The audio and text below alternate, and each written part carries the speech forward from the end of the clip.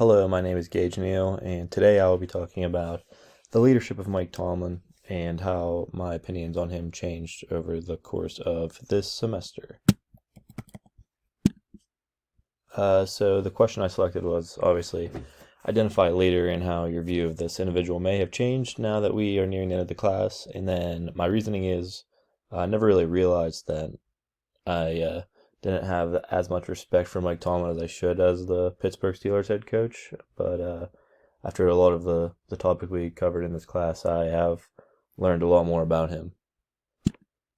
So first off, just get down to the basics a little bit. Who is Mike Tomlin? He's coached professionally since 2001. He started as a defensive back coach with the Tampa Bay Buccaneers, 1 year with the Minnesota Vikings as their defensive coordinator, and since 2007, he's been the head coach for the Pittsburgh Steelers. He's never had a losing season, which is pretty impressive. He's a Super Bowl champion, 11 playoff runs, and 7 division titles. So here's my opinion on Coach Tomlin before the class. I really didn't think he was a good leader. I only think he thought he could win with Bill Cowher's team, which was pretty big in Steelers and Pittsburgh media. He lost to a lot of bad teams, like just even, for example, last year, losing to the Cleveland Browns against their third-string quarterback. He was way too relaxed with players, let them get away with too much, and never could win the big games. Another example was against the Cleveland Browns in the playoffs a few years ago.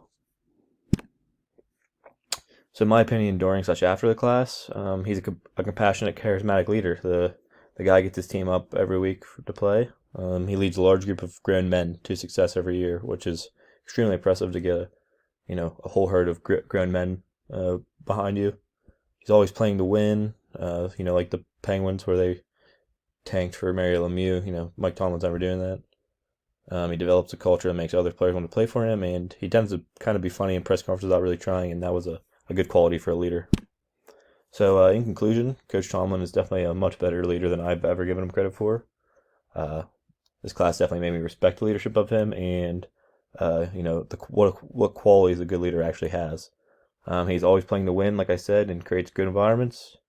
I will no longer be so judgmental of a leader like him, and I will learn to respect a person who can actually lead a group of grown men because I know how hard that task is. So, thank you for listening to this presentation about Coach Tomlin, and hope you can agree with me on what I talked about in this.